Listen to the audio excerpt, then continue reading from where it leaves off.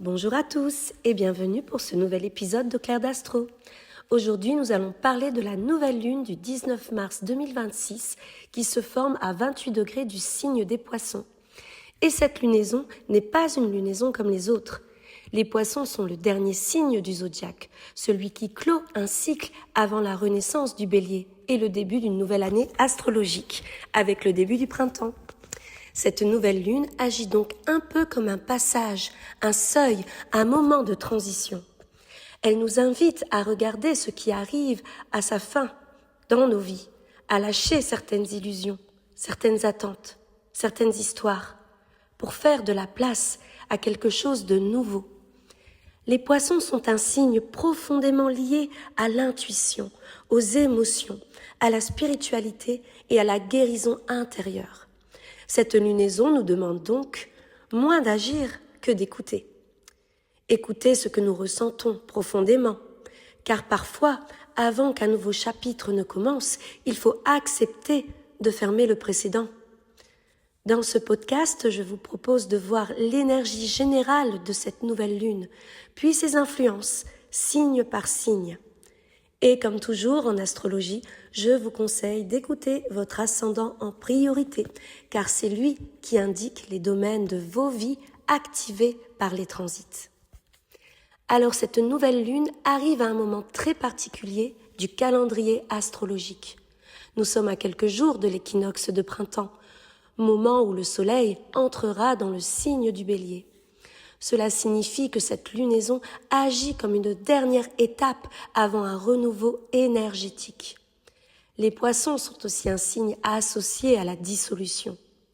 Ce qui veut dire que certaines choses peuvent se terminer de manière douce, parfois silencieuse, parfois intérieure. Ce n'est pas forcément spectaculaire, mais c'est souvent profond. C'est une période idéale pour faire le bilan d'un cycle, pardonner, laisser partir certaines émotions, écouter davantage son intuition ou poser une intention intérieure pour la suite. Et avec les Poissons, la logique laisse parfois place à la sensibilité et au ressenti. Ce que vous ressentez en ce moment est probablement plus juste que ce que votre mental essaie d'expliquer. Alors voici la tendance signe par signe et pensez surtout à écouter votre signe ascendant. Alors pour les Béliers, cette nouvelle lune se produit dans votre maison 12, la maison ou le secteur de l'inconscient et des fins de cycle. C'est une période de recul et d'introspection. Vous pourriez ressentir le besoin de vous retirer un peu, de faire le tri dans vos émotions ou de mettre fin à une situation qui ne vous correspond plus. C'est un moment de préparation intérieure avant un nouveau départ important pour vous dans les semaines à venir. Pour les Taureaux, cette lunaison active votre maison 11, celle des projets et des relations sociales. Vous pourriez ressentir l'envie de redéfinir vos objectifs ou votre vision de l'avenir. Certaines amitiés peuvent évoluer ou se transformer. De nouvelles rencontres inspirantes peuvent également apparaître.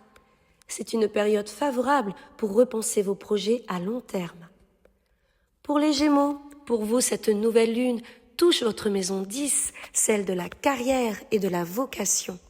Un nouveau cycle professionnel peut se préparer. Vous pourriez ressentir le besoin de redéfinir votre place dans le monde ou votre direction. Ce n'est pas forcément une période d'action immédiate, mais plutôt une prise de conscience intérieure sur ce que vous voulez vraiment accomplir. Pour les cancers, cette lunaison se produit dans votre maison 9, celle de l'ouverture et de l'expansion. Elle peut vous donner envie de voyager, d'apprendre quelque chose de nouveau ou d'explorer une dimension plus spirituelle de la vie. C'est un moment propice pour élargir votre vision du monde. Pour les lions à présent, la nouvelle lune active votre maison 8, la maison des transformations profondes. Certaines émotions peuvent remonter à la surface pour être guéries.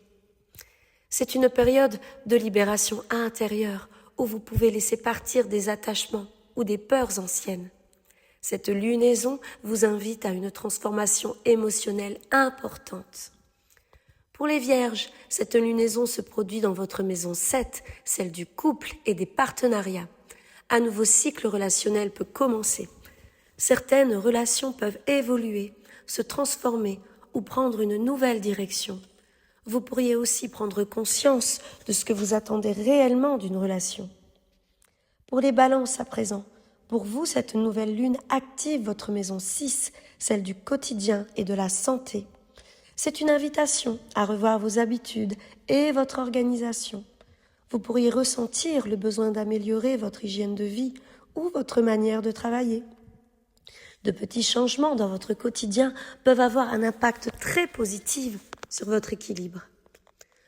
Pour les scorpions, cette lunaison se produit dans votre maison 5, celle de l'amour et de la créativité. C'est une énergie très favorable pour les sentiments, l'expression personnelle et l'inspiration. Vous pourriez ressentir l'envie de créer, de vous inspirer ou de vivre davantage de plaisir dans votre vie.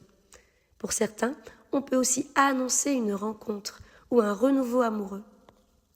Pour les sagittaires, la nouvelle lune touche votre maison 4, celle du foyer et des racines. Des changements peuvent concerner votre maison, votre famille ou votre sécurité émotionnelle. C'est un moment pour vous reconnecter à ce qui vous fait sentir chez vous, intérieurement.